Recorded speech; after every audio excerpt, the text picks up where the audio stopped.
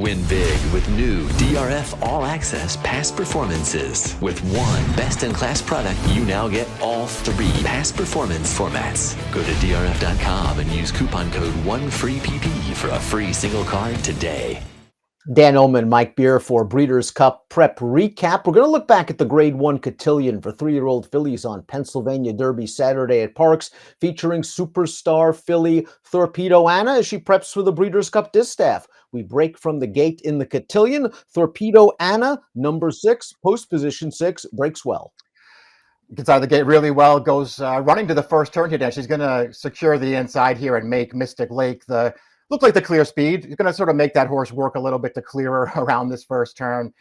She was a huge favorite here, Dan. It wasn't going to take the 111 buyer that she ran in the Travers to beat this field. And she didn't run the 111 buyer, but there's nothing wrong with this performance. No surprise that Mystic Lake, who's basically a sprinter and stretching out in distance, made the lead in here. Torpedo Anna is down inside. And Brian Hernandez Jr. probably, if he wanted to go right now, could and make the lead. He decides to stay inside. And Johnny Velasquez on Gunsong, I think, does a good job of hedging him in. Yeah, maybe ultimately Hernandez should have just gone, because it's not like this pace is that fast, Dan. He probably just could have secured the inside there and went on with it, but you know, they just sort of raided her back here. She's going to be caught in this pocket for a while here. Again, this pace is not fast, and she's not ever really clear to run until this field passes the 3/16 pole. And then Torpedo Anna does what she's supposed to do. Well, she's the class of the field by far. Gunsong's a pretty good horse in her own right. She won the Black Eyed Susan earlier this year. And Tarifa had a very nice run before the Kentucky Oaks, where she ran poorly and then got a little bit of a break. Right now, Hernandez is looking for room with Torpedo Anna, just trying to get out behind Gunsong. Again, Tarifa, Flavian Pratt, trying to keep Torpedo Anna in. Tarifa can't keep up. Torpedo Anna gets out, and it's all over. She's going to get clear here. They just passed the 3/16 pole. Now she's clear. Hernandez, if you just watch him closely here, Dan, he's not going to really get this whip out here. He's going to show it to her a few times on the right-hand side, but he's never going to hit her with it. And Torpedo Anna is just going to sort of take care of business here. We've seen her be more impressive than this, but this is an easy win for a filly who was never really clear to run until this field was almost midway through the stretch. And McPeak said after the race that once he got by Gunsong, Torpedo Anna seemed to play around a little bit, and we saw Gunsong re-rally at a big price, 44-1 to finish second. Torpedo Anna, just an impressive performance again, overcoming trouble. I know it's not what the fans came to Parx to see. They expected a 1-10 shot to win by 20, and I know the buyer's speed figure of 93 isn't going to wow everyone, but we know what Torpedo Anna can do, and she's going to go into the Breeders' Cup Distaff as the likely favorite, even against some really solid older horses, of course, like Champion Idiomatic and Adair Manor.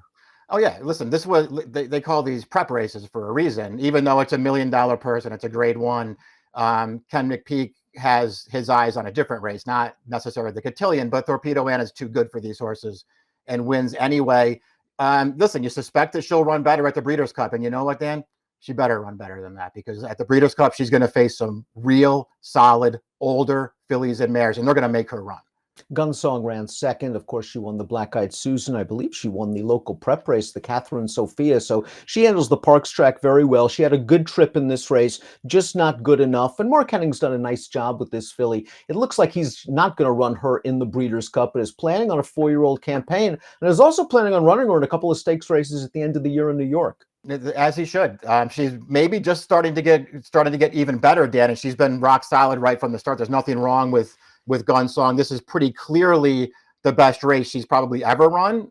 She also had the best trip in the race in here, but that doesn't take away from what she did in this race. She really ran, and she was dead game down to the wire. I'm really curious to see where Brad Cox points Tarifa, who finished third, and for her second start back since the Kentucky Oaks. I thought overall it was a good performance. She loomed and couldn't go with the top 2 in the stretch. I wonder if she's a turnback candidate, Mike, for a race like the Filly and Mare Sprint, or if they're patient with her, bring her back at Oaklawn for a 4-year-old campaign. Yeah, I wonder what they'll ultimately wind up doing with her as well, because I could see either scenario working well for her. She was fine before the Breeders' Cup, or before the Kentucky Oaks, rather, Dan. I mean, I can't say that I loved any of her races, but she was fine.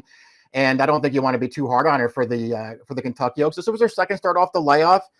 she ran okay in here. She had no excuse. She just wasn't quite good enough, and she was third best. But it's not like she ran some kind of horrific race. I do expect Safi Joseph to turn Mystic Lake back and perhaps face older horses in the filly and mare sprint. That is her game. 7/8 of a mile and a one-turn 7/8 where she can strut her speed over the hard Southern California track at Del Mar. Yeah, I want to see her turn back in distance for sure. She seems like a sprinter to me. And listen, this wasn't a terrible performance. It really, you could see around that first turn, Dan. Again, going back to the beginning of the replay there, Brian Hernandez Jr. on Torpedo Anna just didn't let her clear and just made her work all the way around the first turn.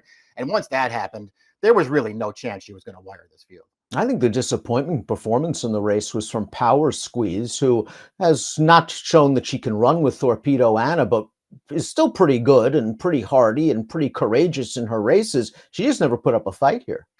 Yeah, well, she was the disappointment in the race, to be sure, coming off of a really big win in the Alabama at Saratoga. This was really the first time, Dan, because even when you go back, I mean, you could go back and look at her overall form and you can see that Kentucky Oaks line, which doesn't look great, but she actually ran deceptively well in that race. She was basically a no-show in here, saved ground off the pace the entire way, never made a run at it. Maybe this long campaign. I mean, listen, she made her 3-year-old debut on New Year's Day and hasn't had a break since. So maybe that campaign is finally catching up with her. Sudamara was also a little bit of a disappointment. She couldn't get past at Delaware in the Delaware Oaks when facing Power Squeeze, freshened after that race. She just didn't do much. I think there's more here. It'll be curious to see how Bill Mott proceeds. Yeah, I agree. She was very disappointing here. Just really never made any kind of a serious run, but she's very lightly raced. Her prior start at the Delaware Oaks was actually a really good performance. I suspect she's way better than she showed in this race. It was her first real test and she didn't pass it. Let's take a closer look at Torpedo Anna. She's sure to be named 3-year-old filly champion no matter what she does in the Breeders' Cup. 9 starts, 7 wins, 2 seconds, including the aforementioned runner-up Effort to Fierceness with the 111 buyer in the Grade 1 Travers. Brian Hernandez Jr., Kenny McPeek, of course, having a tremendous year. They won the Kentucky Derby with Mystic Dan. Let's take a look at the prices, and there really wasn't much of a price to be had on Torpedo Anna. $220 in the Cotillion. She'll be a bigger price, to be sure, in the Breeders' Cup Distaff against much tougher competition. Good try for both Gunsong and Tarifa, just not in Torpedo Anna's league, and she's heading to Del Mar.